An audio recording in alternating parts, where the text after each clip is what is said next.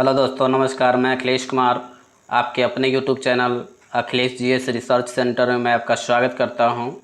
दोस्तों, अगर अभी तक मेरे चैनल को सब्सक्राइब नहीं किया तो कृपया करके सब्सक्राइब करके बेल आइकन प्रेस कर लें ताकि न्यू नोटिफिकेशन आपके मोबाइल पर पहुंच सके।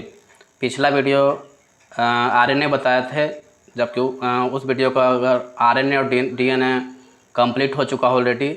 अगर वो वीडियो अगर नहीं देखे तो कृपया करके उस वीडियो को वॉच कर लें ताकि आपको किसी भी तरह का प्रॉब्लम का सामना नहीं करना पड़े। तो आज मैं आरएनए का जो मैं प्रीवियस जो मैं बता चुका हूँ उन चीज़ों को मैं रिवीजन कर देता हूँ ताकि वो रिकॉल कर सकें आप, क्या उसकी रिकॉल भी आप अच्छी तरह से कर पाएँ। तो चलिए थोड़ा देर के लिए 1-2 मिनट मैं उसमें समझ दे देते हैं आरएनए। ठीक है, आरएनए का मतलब क्या होता है? Ribose nucleic acid. क्या राइबोज न्यूक्लिक एसिड होता है? क्या होता है? राइबोज न्यूक्लिक एसिड होता है। इसकी संरचना क्या होती है? सिंगल स्टैंडर्ड में होती है, या डीएनए बोल सकते हैं। डीएनए की संरचना कैसी होती हैं? डबल हेलिक्स में होती हैं। डबल हेलिक्स में होती हैं डीएनए। और आरएनए का जो मॉडल होता है वो कैसा मॉडल होता है? सिंगल होता है। क्या सिंगल मॉडल में होती हैं। इसमें जो होती है नाइट्रोजन बेस में, क्या देखे थे हम? नाइट्रोजन बेस में एडेनिन, ग्वानिन और साइटोकाइनिन होती है। और थाइमिन के स्थान पर यूरेसिल होता है। क्या थाइमिन के स्थान पर क्या होता है? यूरेसिल होती है। अगर थाइमिन के स्थान पर यूरेसिल आ जाता है तो आरएनए बन जाता है। क्या डीएनए से आरएनए बन जाता है। यह प्रोटीन का संश्लेषण करता है। क्या यह प्रोटीन का संश्लेषण करता है, यानी प्रोटीन बनाने का काम करता है। क्या प्रोटीन बनाने का काम करता है। ये 3 तरह के बतलाए थे। कौन? क्या ये 3 तरह के बतलाए थे? कौन कौन? mRNA, tRNA और rRNA। क्या mRNA बताए थे, tRNA बताए थे और एक rRNA बताए थे। क्या rRNA बताए थे। mRNA का काम क्या था कि एमिनो एसिड जो बनता है वो 20 एमिनो एसिड में एक प्रोटीन बनता है। क्या 20 एमिनो एसिड में एक प्रोटीन बनता है। 20 एमिनो एसिड में 10 जो एमिनो एसिड होती है वो हमारे शरीर में ऑलरेडी होती है, और 10 जो एमिनो एसिड होती है जो हमें भोजन से मिलता है। क्या भोजन से मिलता है। तो एमिनो एसिड का पहचान करना होता है सबसे पहले भाई, कौन सा, क्योंकि भोजन में तो बहुत सा होती हैं, वसा भी होती है, कार्बोहाइड्रेट भी होती है, प्रोटीन होती है। आखिर हम कैसे आइडेंटिफाई करेंगे कि कौन सा भोजन में वसा है, या किस भोजन में हमको प्रोटीन मिलेगा, या किस भोजन में कार्बोहाइड्रेट रहेगा? हम आइडेंटिफाई कैसे करेंगे?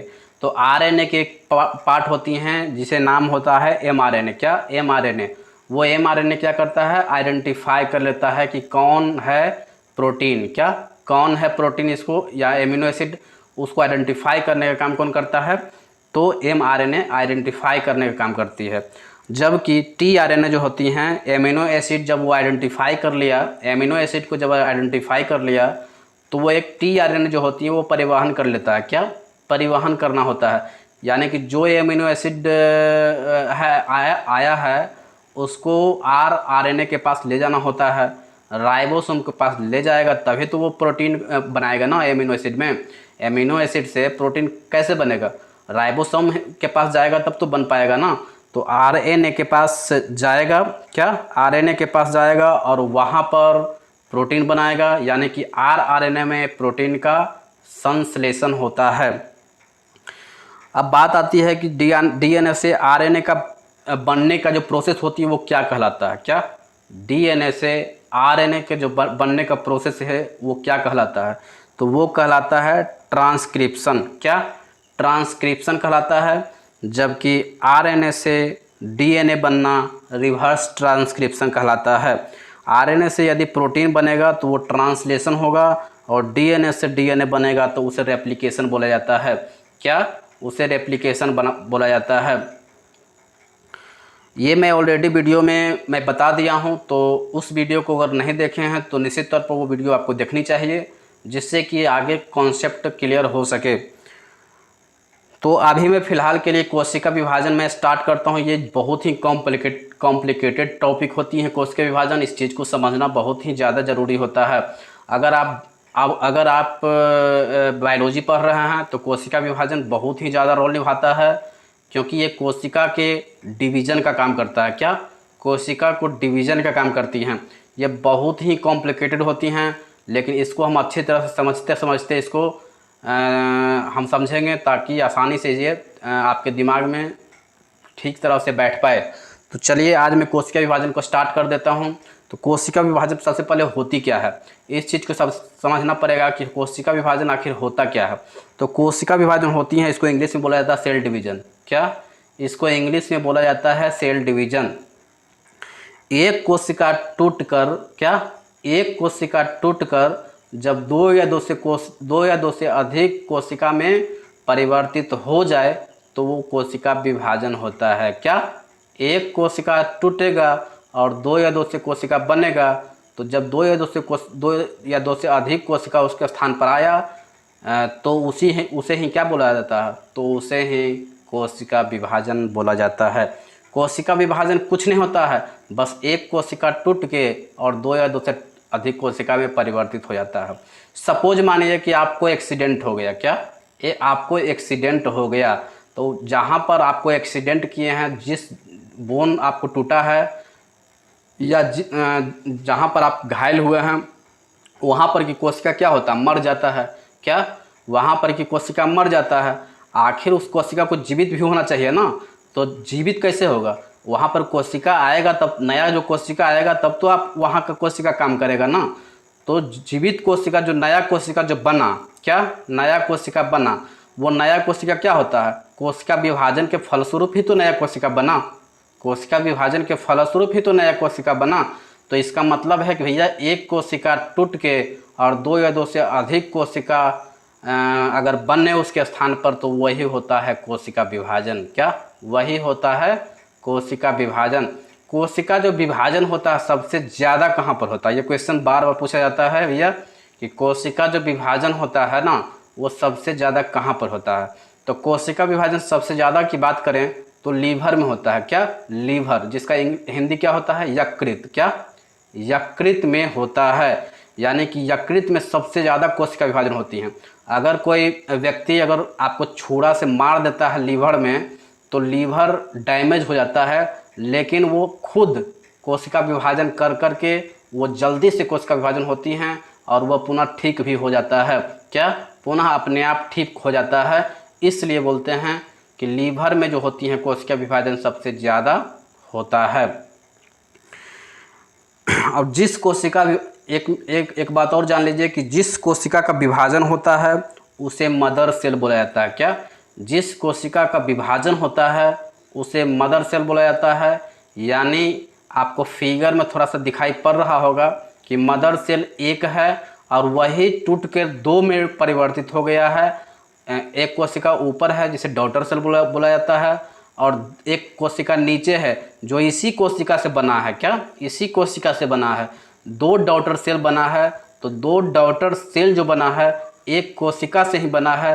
तो एक कोशिका टूटकर और दो कोशिका में परिवर्तित हो जाता है, तो वो कोशिका विभाजन हो जाता है।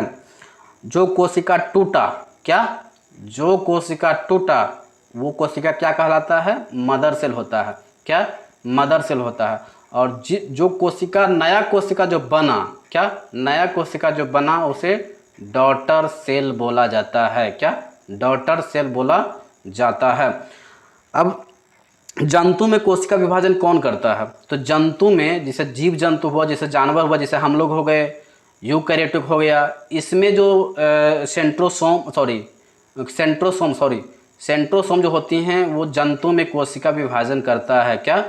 सेंट्रोसोम जो होती है वो जंतु में कोशिका विभाजन करता है, जबकि सेल प्लेट जो होता है वो पादप में कोशिका विभाजन करता है। इस चीज़ को याद रखेंगे कि सेंट्रोसोम जो होती हैं वो जंतु के लिए होती हैं और सेल प्लेट जो होती हैं वो पादप के लिए होती हैं। क्या? पादप के लिए होती हैं। कोशिका विभाजन भाई तीन तरह के होता है। क्या? कोशिका जो विभाजन होता है वो तीन तरह के होता है। क्या? कोशिका विभाजन तीन तरह से होते हैं। पहला असूत्री विभाजन, जिसे एमिटोसिस बोला जाता है, और समसूत्री विभाजन जिसे माइटोसिस बोला जाता है, और अर्धसूत्री विभाजन जिसे मियोसिस भी बोला जाता है। क्या? मियोसिस बोला जाता है। असूत्री विभाजन प्रोकैरियोटिक में होती हैं, समसूत्री विभाजन कायिक कोशिका में होती हैं, और अर्धसूत्री विभाजन जो होती हैं वो जनन कोशिका में होती हैं। क्या? अर्धसूत्री विभाजन जो होती है यानी मियोसिस जो होती है वो जनन कोशिका में होती है। आज मैं सिर्फ असूत्री विभाजन ही बताऊंगा, नेक्स्ट वीडियो जब आएगा तो समसूत्री और अर्धसूत्री बताएंगे। क्योंकि समसूत्री और अर्धसूत्री जो होती है वो सबसे भास्ट है, क्या बहुत ज़्यादा समझना होता है इसमें, इसलिए मैं इसको अलग से वीडियो लाऊंगा। क्योंकि समसूत्री और अर्धसूत्री ही मेन कोशिका विभाजन करता है, क्या समसूत्री और अर्धसूत्री ही मेन कोशिका विभाजन करती हैं, इसलिए इसको अलग वीडियो में बताने का प्रयास मेरा रहेगा। अभी फ़िलहाल के लिए असूत्री विभाजन हम बता देते हैं, क्या असूत्री विभाजन हम बता देते हैं, जिसे अमाइटोसिस बोला जाता है। क्या अमाइटोसिस के नाम से भी जाना जाता है इंग्लिश में। ये क्या होता है, किस में होता है? तो ये होता है प्रोकैरियोटिक में। क्या? प्रोकैरियोटिक में होता है। जैसा कि चित्र में दिखलाया गया है, आप इस चित्र को देख लीजिए। असूत्री विभाजन जो हम पढ़ा रहे हैं कि असूत्री विभाजन, इसको इंग्लिश में क्या बोला जाता है? एमाइटोसिस बोला जाता है। क्या? अमाइटोसिस बोला जाती है। ये असूत्री जो विभाजन होती हैं, क्या ये असूत्री जो विभाजन होती हैं वो विभाजन कहाँ पर होती हैं? तो जीवाणु में होती हैं, विषाणु में होती हैं, सूक्ष्मजीव में होती हैं और प्रोकैरियोटिक सेल में होती हैं। क्या? प्रोकैरियोटिक सेल में होती हैं। और जैसा कि आप जानते हैं कि प्रोकैरियोटिक जो सेल होती हैं उसमें कोशिका के सभी अंग प्रेजेंट नहीं होती हैं। प्रोकैरियोटिक सेल तो बहुत छोटा होता है, उसमें राइबोसोम होती हैं, वो वही 70s होती हैं, बहुत ही ज़्यादा छोटा होता है। प्रोकैरियोटिक के अंदर जो होती हैं एक न्यूक्लियस होती हैं यानी केंद्रक होती हैं। क्या?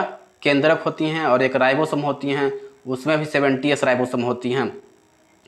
तो बहुत बड़ा ज़्यादा तामझाम नहीं होता है इसमें, इसलिए ये जो होती हैं बहुत ही जल्दी मतलब बन जाते हैं। क्या? ये बहुत ही जल्दी बन जाते हैं, क्योंकि इसमें इसके कोशिका के जो अंदर होती हैं ये बहुत ही कुछ कम अंग होते हैं, जिसके कारण ये बहुत जल्दी बन जाते हैं। क्या? बहुत जल्दी बन जाते हैं।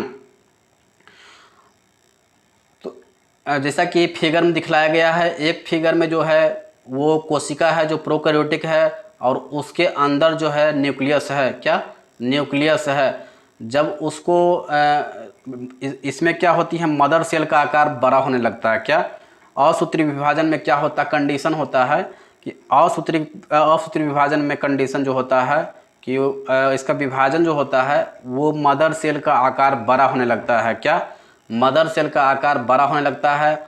आप केस 1 में देखे हैं कि एक प्रोकैरियोटिक है, उसके अंदर न्यूक्लियस है, उसका आकार बड़ा हो गया है। दूसरा में देखिए फिगर में, उसका आकार बहुत बड़ा हो गया है। क्या? उसका आकार क्या हो गया? बड़ा हो गया, यानी मदर सेल का आकार क्या हो गया? बड़ा हो गया। और जब बड़ा हो गया तो आगे चलकर बीच में धंस जाता है। क्या? अब तीसरा में देखिए, क्या तीसरा फिगर में देख रहे हैं कि आगे चलकर क्या हो गया, वही मदर सेल आगे चलकर बड़ा हो गया और उसकी कोशिका जो होती हैं उसके कोशिका के अंदर जो न्यूक्लियस है वो भी चपटा हो जाता है और आगे चलकर क्या हो जाता है, आगे चल के वो 2 भागों में विभाजित हो जाता है। ठीक है, तो ये जो संपन्न हुआ ये असूत्री विभाजन के द्वारा होता है। ये किसके द्वारा होती हैं? असूत्री विभाजन क्रिया के द्वारा होती हैं। ये कोशिका ये प्रोकैरियोटिक में होती हैं, सूक्ष्मजीव वायरस में होती हैं, और क्योंकि ये बहुत जल्दी बनते हैं। क्या? इसका बनना जो होती हैं वो सबसे ज़्यादा स्पीड में होती हैं। जैसा कि आप जानते हैं कि वायरस कितना जल्दी म्यूट करता है। मतलब देख रहे हैं कोरोना वायरस आया, कोरोना वायरस जब आया तो उसका वर्जन कुछ और था, अभी के कोरोना वायरस जब उसका वर्जन कुछ और है, यानी उसका जो स्पीड होता है बनने का वो बहुत ही ज़्यादा होता है। क्या? बहुत ही ज़्यादा होता है, क्योंकि वो बहुत ही छोटा होता है। क्या? बहुत ही छोटा होता है, उसके अंदर बहुत ज़्यादा चीज़ नहीं होती हैं। क्या होता है, उसके अंदर न्यूक्लियस होता है, उसके अंदर राइबोसोम होती हैं, वो भी 70s होती हैं, तो उतना तामझाम तो होता नहीं उसमें है, इसलिए वो आप प्रोकैरियोटिक में उतना कुछ खास होता नहीं है। इसमें कोशिका विभाजन सबसे ज़्यादा जो होती हैं वो आपको समसूत्री विभाजन और अर्धसूत्री विभाजन में देखने को मिलेगा। तो असूत्री विभाजन बस इतना ही याद रखना है कि माइटोसिस जब होगा तो उसका विभाजन जीवाणु, विषाणु, सूक्ष्मजीव और प्रोकैरियोटिक में होगा। इस प्रकार का विभाजन में मदर सेल का आकार बड़ा होने लगता है, आगे चलकर धस जाती हैं और दो भागों में बढ़ जाती हैं, तो इसे ही असूत्री विभाजन के नाम से जाना जाता है। तो आप असूत्री विभाजन हम कंप्लीट कर दिए हैं। दूसरा जो वीडियो आएगा यानी कोशिका विभाजन का सेकंड चैप्टर जो सेकंड पार्ट जो आएगा वो समसूत्री विभाजन और अर्धसूत्री विभाजन का एक एक्सप्लेनेशन हम लेके आएंगे। तो चैनल को सब्सक्राइब कर लें और बेल आइकन भी प्रेस कर लें ताकि आपको इसी तरह का वीडियो, इसी तरह का कॉन्सेप्चुअल नॉलेज आपके सामने दिखाई पड़ता रहेगा। अभी के लिए इतना ही। धन्यवाद। जय हिंद, जय भारत।